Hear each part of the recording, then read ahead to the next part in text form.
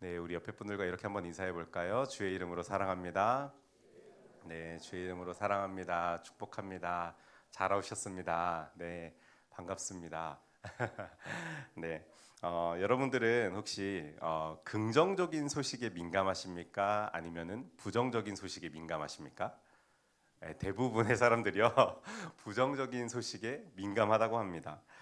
왜 이 심리학에서는 이것을요 부정적 편향이 있다. 인간에게는 부정적 편향이 있다 이렇게 표현하는데요. 이 부정적 편향이 뭐냐면은 제가 이렇게 써놨는데 긍정적인 정보보다 부정적인 정보에 더 민감하게 반응을 해가지고 나의 심리 상태에 아주 큰 영향을 미치는 거. 그게 바로 부정적 편향이라는 것입니다. 뭐 예를 하나 들어볼까요? 우리가 갑자기 오늘 이제 날씨가 덥잖아요. 냉면이 갑자기 먹고 싶습니다. 그러면은 우리 청년들 어떻게 하죠? 검색을 합니다. 어디가 맛집인지 평점이 높은 데를 찾겠죠. 그래서 딱 찾았는데 5점 만점 별 5개 만점에 4.9점인 그 냉면집을 찾았어요. 찾아서 여기 여러분 4.9점 정도면 가야 되는 곳입니까? 안 가도 되는 곳입니까? 가야 되는 데예요. 여기 맛있는 데라는 거죠. 그죠? 그런데 제가 거기에 댓글을 리뷰를 딱 보다가 갑자기 별 하나인 댓글을 딱 눈에 띄게 된 겁니다. 거기에 어제 여기서 냉면 먹었는데 냉면에서 팔이 나왔음. 그러면 여러분 여기를 갈까요? 안 갈까요? 안 가게 된다라는 거예요.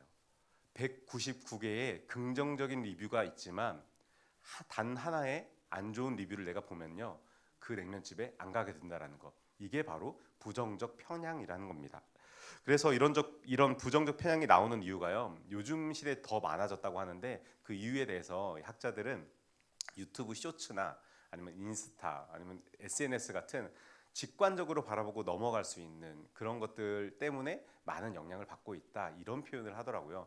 그래서 저도 우리 청년들이랑 교제하다 보면은 이제 수련회 같은 데 가잖아요. 또 인도에 제가 청년들하고 선교를 이렇게 갔다 오면은 이제 저녁에 다 잘 시간이에요. 근데 이제 와이파이가 되니까 누워가지고 다 핸드폰 하나씩 이렇게 들고 있습니다. 저도 그랬더라고요. 여기 들고 있는데 뭘 읽는지를 모르겠는데 굉장히 빨리 막 넘겨요. 막 샥샥샥 그죠? 웃고 있는 애들은 다 그런 거예요.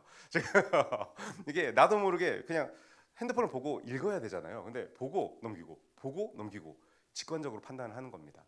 그래서 여러분 내 뇌가 얼마나 직관적인 판단력에 쩔어 있는지 궁금하지 않으십니까? 제가 오늘 간단한 실험을 하나 준비했는데요. 한번 해볼까요? 설교보다 이런 게 좀 재밌죠. 이런 퀴즈가 있습니다. 야구 방망이하고 야구공을 이제 우리가 구입하려고 해요. 그런데 두 개가 합친 가격이 얼마예요? 11,000원입니다. 그러면은 야구 방망이가 야구공보다 여기서 10,000원이 더 비싸대요. 그렇다면 야구공의 가격은 얼마일까요, 여러분? 1,000원. 그쵸? 이게 바로 이게 딱 나옵니다. 근데 여러분 조금만 더 생각해 보면요. 이 1,000원이란 대답은요. 굉장히 직관적으로 빨리 대답하는 사람들의 답이거든요. 어, 그 조금만 더 생각해 보면 한번 생각해 보세요. 여러분 제 말 한번 들어보세요. 야구 방망이가 야구공보다 얼마 비싸다고요? 10,000원이 비싸답니다. 그렇다면요. 여러분이 얼마라 그랬어요? 야구공 1,000원이라 그랬죠. 1,000원이면은 야구 방망이는 얼마입니까? 11,000원이죠. 두 개를 합치면 얼마입니까? 12,000원이에요. 그죠? 11,000원이 아니에요. 그러니까 답이 틀린 거죠. 그런데 여러분 이 문제를 좀 천천히 생각하는 사람들은요. 1,000원인가? 라고 먼저 생각을 했다가도 아니지. 잠깐만. 하면서 생각을 한다는 겁니다. 그러면서 이런 식을 떠올리는데요. 물론 이렇게 막 떠올리는 사람이 있을까 싶긴 한데 X를 야구공 가격이라고 치면요. X 더하기 10,000원을 해야 야구 방망이 가격이 나오는 거 아닙니까? 그게 합계가 11,000원이라는 겁니다. 그래서 야구공 하나의 가격은 얼마냐면요. 500원이 되는 거죠. 그죠? 그래야 11,000원이 되는 겁니다. 그래서 여러분 심리학에서는요. 이 가짜 뉴스를 접할 때 이런 직관적인 사람들과 그 직관보다는 조금 더 생각을 깊이 하는 사람들이 가짜 뉴스를 마주했을 때요. 이 심사숙고하는 사람들은 그 가짜 뉴스에 대해서 훨씬 덜 믿는 경향이 있다는 겁니다. 이상한 정보가 딱 들어오면은 그거에 대해서 맞아 하고 넘어가는 게 아니라 한 번 더 생각을 하는 거죠. 이게 진짜 맞는 말이야? 라는 생각을 한다라는 거죠. 반면에 직관적인 사람들은요. 가짜 뉴스를 보더라도 맞지? 그래 하고 그냥 믿어버리는 경우가 많다라는 겁니다.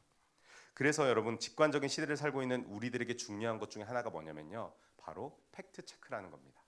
팩트 체크란 말이 뭐냐면요. 겉으로 보이는 현상이나 떠도는 소문이 아니라요. 진짜 사실이 무엇인지를 한번 요목조목 따져가면서 체킹을 하는 것이 팩트 체크라는 건데요.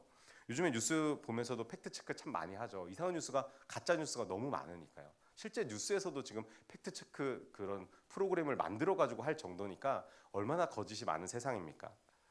여러분, 그런데 오늘 우리가 만날 이야기에는요, 아주 절망적인 팩트 앞에 선 한 남자가 등장하고 있습니다. 바로 그는 왕의 신하라는 그런 역할을 가지고 있는 사람이었는데요. 여러분, 왕의 신하라면 어떤 사람을 의미할까요? 쉽게 생각해서 돈 많은 사람입니다. 권력이 있는 사람. 왕의 바로 신하니까 지금으로 말하면 어떤 사람쯤 될까요? 대통령 옆에 있는 강요 장관쯤 되지 않을까요? 그러니까 돈도 있고 힘도 있고 권력도 있는 그런 사람이었습니다. 그런데 그는요, 현실에서는 도저히 바꿀 수 없는 잔인한 팩트가 그에게 하나 있었습니다. 바로 자신의 아들이 죽어가고 있다라는 것이었습니다. 여러분, 아들의 열은 떨어지지 않고 그 아들의 숨소리는 잦아들고 있었습니다. 의학적으로든 상식적으로든 이 아들이 죽어간다라는 건요, 부정할 수 없는 팩트였습니다. 하지만 예수님은 그 절망적인 팩트 위에 하나님의 진리라는 새로운 팩트를 덮어주십니다. 그럼 저는 오늘 어떻게 하나님의 말씀이 우리 삶의 잔인한 현실을 이기는지 세 가지의 뼈대를 통해서 함께 나누려고 하는데요. 세 가지의 뼈대는 이 세 가지입니다. 하나는 상황이라는 가짜 팩트가 우리를 흔들 때가 있다라는 겁니다. 그리고 두 번째는 말씀이라는 진짜 팩트를 붙드는 것이 바로 믿음이라는 것이고요. 그리고 마지막으로 말씀이 팩트가 될 때 우리의 삶은 재구성된다라는 것입니다. 그래서 이 흐름을 따라 오늘 나를 짓누르는 상황보다 더 강력한 말씀의 팩트를 만나는 시간이 되시기를 주의 이름으로 축원합니다. 그렇다면 이제 첫 번째 같이 한번 읽어볼까요? 첫 번째입니다. 시작. 상황이라는 가짜 팩트가 우리를 흔들 때가 있다는 겁니다. 우리 이어서 46절, 47절 말씀, 오늘 본문 말씀인데요. 같이 한번 읽어보도록 하겠습니다. 시작.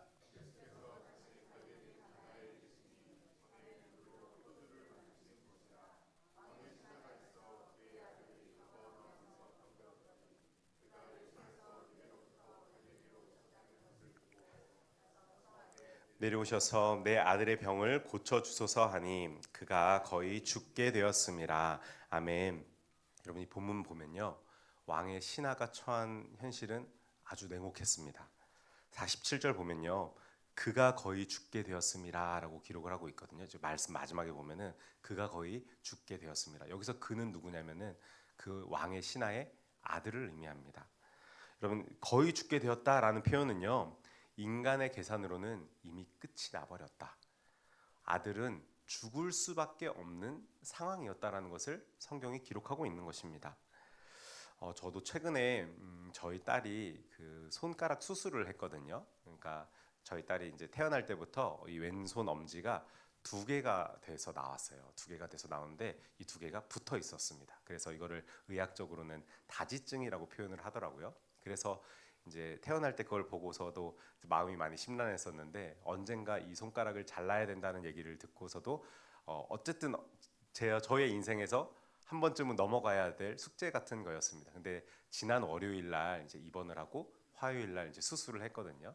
그래서 월요일 날 이제 입원을 할 때 그 3살짜리 아이를 데리고 이제 병원에 딱 가는데 마음이 너무 무겁더라고요.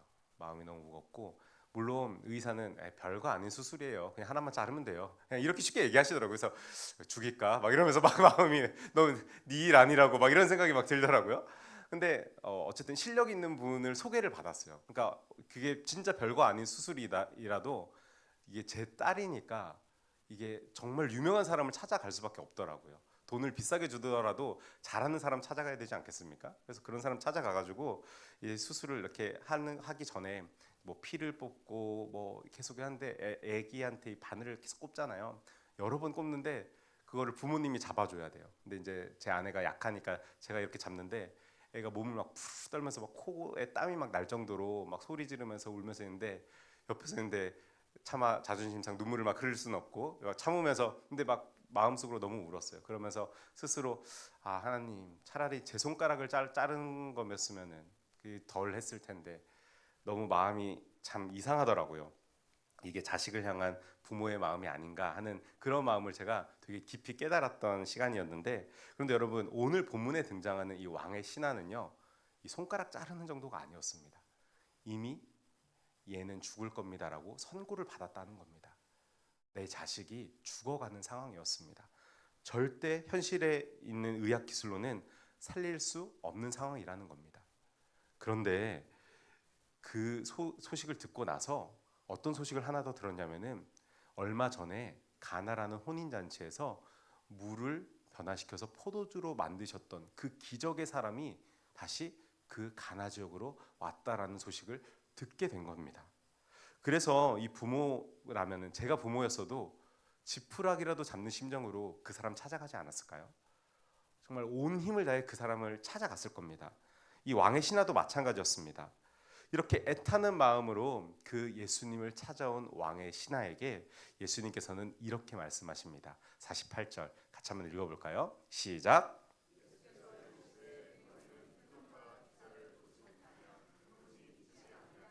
아멘. 여러분, 어떻게 들리시나요? 너무 냉정한 말씀처럼 느껴지시지 않으신가요? 예수님이라면은 하나님의 아들이신데 이 왕의 신하가 어떤 상황인지 정도는 분명히 파악하시지 않으셨을까요? 그런데 어쩌면 이렇게 좀 차갑게 느껴질 정도로 말씀하신 걸까요? 그런데 여기서 우리가 진짜 주목해야 될 거는요, 예수님은 그의 간절함을 비난하신 게 아닙니다. 너 어떻게 날 찾아오면서 그딴 걸로 찾아왔어? 이렇게 말씀하시는 게 아니라는 겁니다. 바로 그를 더 높은 믿음의 차원으로 초청하고 계신 말씀이라는 겁니다. 여러분, 왕의 신하는요, 지금 표적을 자신의 믿음의 조건으로 삼고 있는 겁니다. 내 눈앞에 기적이 일어나야만, 당신이 내 아들에게 와서 내 아들을 고쳐줘야만 내가 당신을 믿겠습니다 하는 조건부적인 신앙을 예수님에게 제시하고 있는 겁니다. 그런데 여러분, 이거 이상한 거 아닙니다. 이해가 갑니다. 여기 계신 어르신들 중에서 자신의 자식이 죽어갔는데 이렇게 예수님을 찾지 않을 부모가 어디 있겠습니까? 여러분, 이거 너무 당연한 말입니다. 정말 다급한 상황에 있는 사람의 입장에서 보면요, 이 왕의 신하의 요구는요, 어쩌면 너무 당연한 요구처럼 보입니다. 당장 아이가 죽어가는데 무슨 신학적 관점이 필요하며, 뭐 무슨 정말 성경적으로 어떻게 되는 뭐 이런 얘기가 어디 들어오겠습니까? 일단 살리고 봐야죠. 그런데 여러분, 예수님께서 이렇게 냉정하게 보이는 말씀을 하신 이유가 있습니다. 바로 기적에 매달리는 신앙을 넘어서서 말씀에 뿌리 내리는 신앙으로 그 왕의 신하를 초대하고 계신 것입니다. 그렇지만 여러분, 그럼에도 불구하고 이 왕의 신하는요, 자신의 상황에 매몰되어 버려 있습니다. 우리 49절 왕의 신하가 이렇게 하거든요. 신하가 이르되 주여 내 아이가 죽기 전에 내려오소서. 여러분, 예수님이 말씀하셨음에도 불구하고 눈앞에 놓인 상황이 그 사람을 완전히 흔들어 버리고 있는 것입니다. 너무 이해가 가더라고요. 말씀을 내 식대로 해석하기도 하고 내 귀에 안 들리게, 그 예수님이 아무리 옆에 있어서 말씀하셔도 내 상황이 너무 크니까 그 예수님의 말씀이 귀에 안 들어오는 겁니다. 오늘 오신 여러분, 우리도 이와 같은 상황을 마주할 때가 있지 않습니까? 하나님의 말씀은 우리 가운데 분명히 선포됐는데 그 말씀보다 내 눈앞에 놓인 현실이, 내 눈앞에 놓인 상황이 너무나 크게 보여서, 성경에서는 하나님께서 이렇게 살라고 말씀을 하시는데 그 말씀은 제쳐두고 주님, 이거를 먼저 좀 해주세요. 내 눈앞에 이게 펼쳐져 있는데 이게 무슨 소용이에요? 라고 하면서 하나님의 말씀을 완전히 외면해 버릴 때가 저와 여러분들에게 있다라는 것입니다. 여러분, 그러면은 우린 신앙인들이니까 또 고민을 해야겠죠. 그런 상황이 터졌을 때 우리는 어떻게 해야 할까요? 두 번째 묵상으로 이어집니다. 같이 읽어볼까요? 시작. 말씀이라는 진짜 팩트를 붙드는 것이 믿음인데요. 여러분, 믿음은요, 눈앞에 보이는 상황 대신에 말씀이라는 진짜 팩트를 선택하는 결단이라는 것을 우리는 기억해야 합니다. 여러분, 오늘 본문의 가장 놀라운 반전이요, 50절 말씀에 일어나거든요. 같이 한번 읽어볼까요? 시작.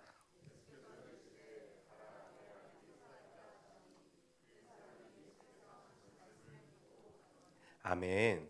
여러분, 예수님이요, 너무 재밌는 분이세요. 직접 그래? 하고 가주신 것도 아니고요. 가라. 내 아들이 살아있다. 그렇게만 말씀을 던지실 뿐이었습니다. 왜 안 가셨을까요? 혼자 그냥 성경적 상상력을 더하면서 그 가나부터 이 사람이 있었던 지역이 가버나움이란 지역이었거든요. 계산해 보니까 한 20km 정도 떨어진 지역이더라고요. 20km면 여러분 어느 정도인지 아십니까? 우리 교회에서 제가 20km 떨어진 데를 검색해 봤더니 야탑역이 나오더라고요. 여기서부터 야탑까지 걸어가야 되는 겁니다. 그러니까 예수님 입장에서도 좀 곤란한데 그때 뭐 차가 있었던 것도 아니고 지금은 차 타면 20분이면 가지만 제가 걸어가는 시간을 한번 계산해 봤거든요. 5시간 정도가 걸리더라고요. 쉬지 않고 그냥 계속 걸어가면은 5시간 정도를 걸려야 가는 길인데 뭐 이 왕의 신하야 급했으니까 그렇게 할 수 있겠지만 뭐 예수님 입장에서 좀 힘든데 이렇게 생각한 건 아닐까? 막 혼자 그냥 재밌는 상상을 해봤는데요. 근데 여러분 여기에는요 예수님께서 이렇게 말씀하신 이유에 대해서는요 아주 중요한 영적 원리가 들어 있습니다. 여러분 요한복음 보면요 예수님이 행하신 기적들을 다른 단어로 표현한다 그랬죠. 무슨 단어로 표현한다 그랬죠? 표적이란 단어로 표현합니다. 요한복음 다른 복음서에서는요 예수님이 행하신 놀라운 일들을 기적이란 단어로 표현을 그대로 하거든요. 그런데 요한복음에서만큼은 이 예수님이 하신 놀라운 일들을 기적이라고 표현하지 않습니다. 표적이라고 표현합니다. 기적과 표적의 차이 제가 한번 말씀드렸는데 기억하실까요? 다시 한번 말씀드릴게요. 여러분 기적은요 그것 자체가 놀라운 겁니다. 그것 자체가 주목을 끄는 거고요. 그런데 표적은 뭐냐면요 그 놀라운 일을 통하여서 말씀하고 싶으신 게 있으시다라는 겁니다.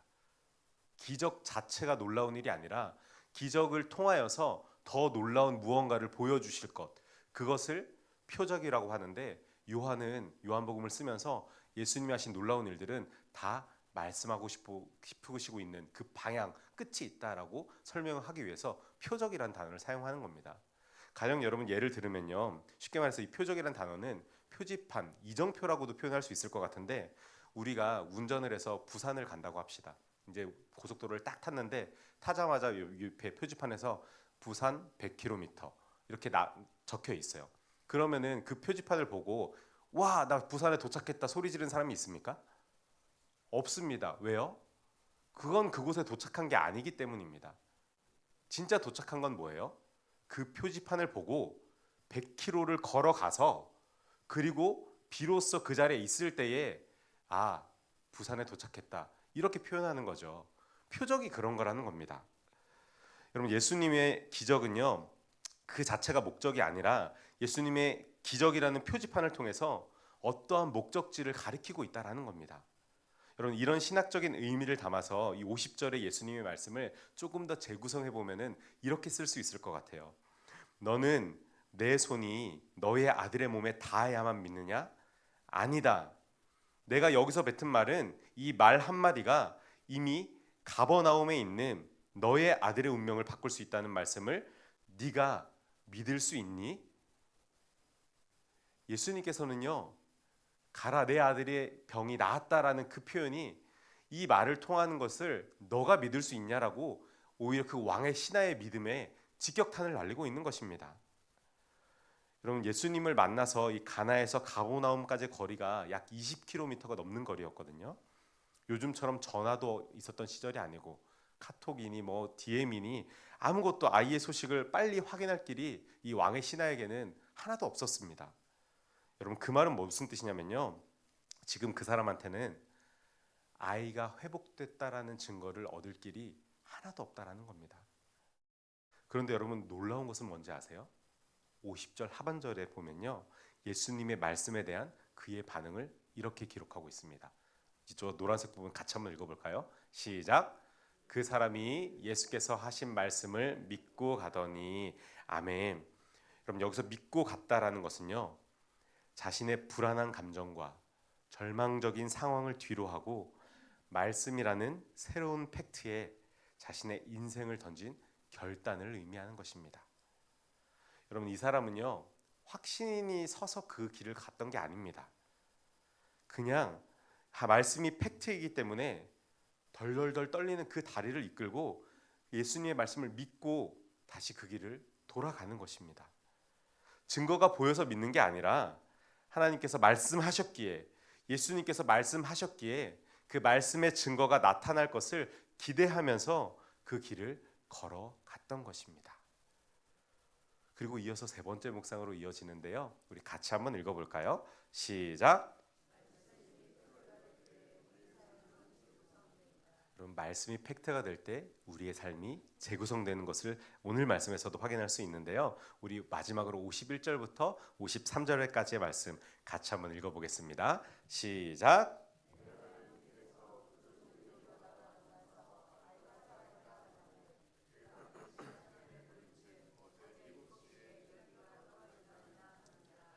그의 아버지가 예수께서 내 아들이 살아있다 말씀하신 그때인 줄 알고 자기와 그 온 집안이 다 믿으니라.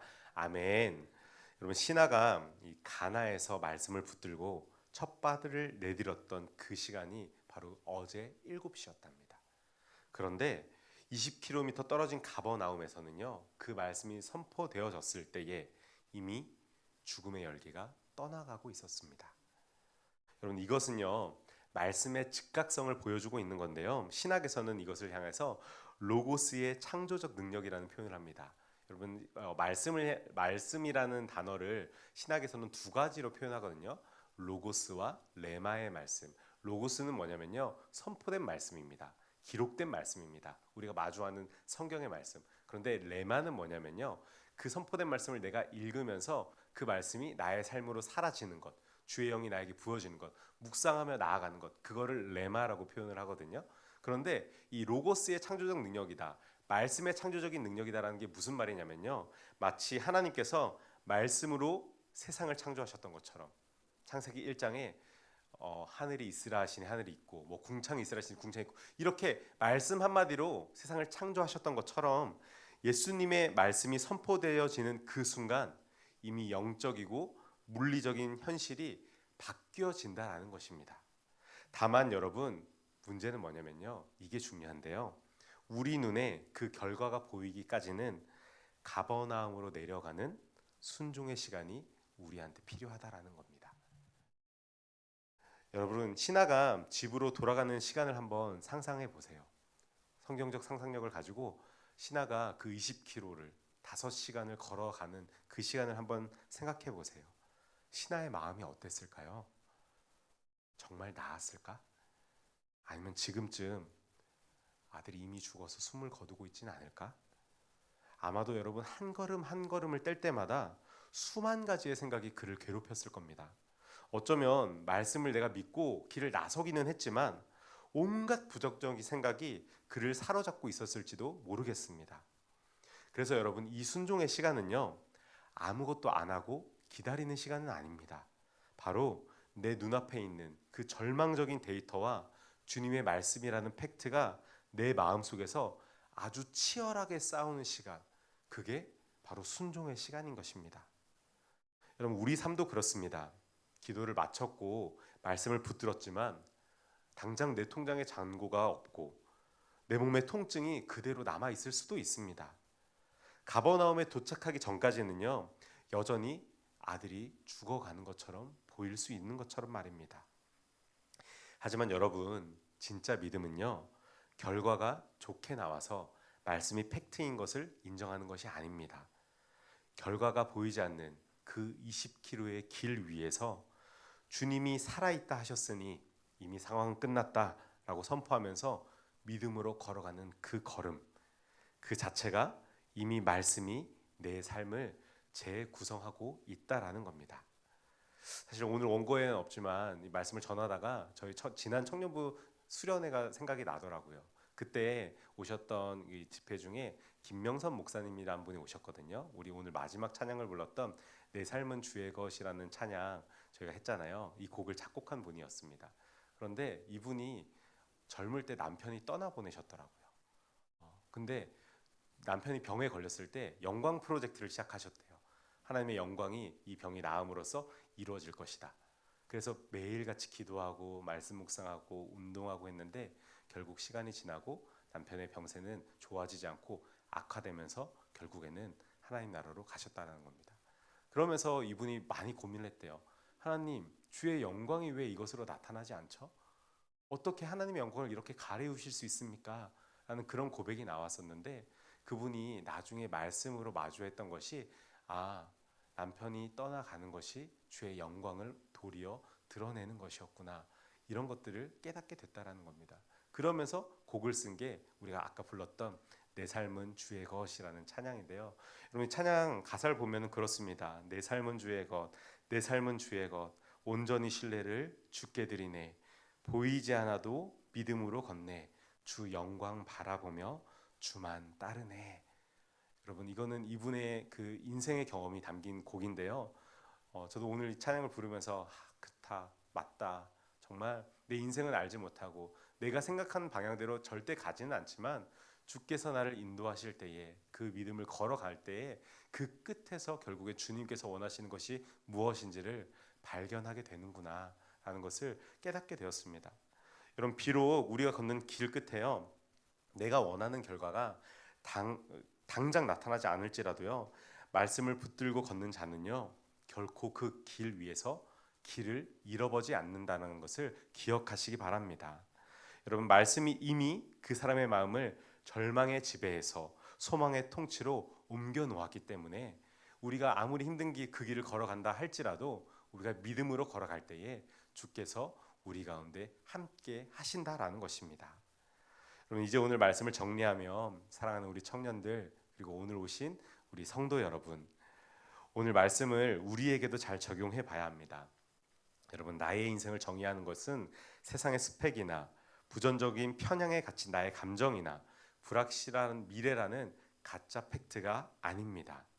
나의 인생을 정의하는 진짜 팩트는요, 하나님이 나와 함께 하신다라는 약속과, 그리고 그분의 말씀은 반드시 이루어진다라는 사실입니다. 정말 바라기는 이번 한 주를 살아가며 세상의 수많은 소음 속에서 제대로 된 팩트 체크를 하시기 바랍니다. 상황의 소리에 귀를 닫고 주님의 말씀에 귀를 기울이십시오. 그리고 그 말씀을 붙들고 당당하게 세상을 살아나가는 저와 여러분들이 되시기를 주의 이름으로 축원합니다. 기도하겠습니다. 아버지 하나님, 오늘 이 왕의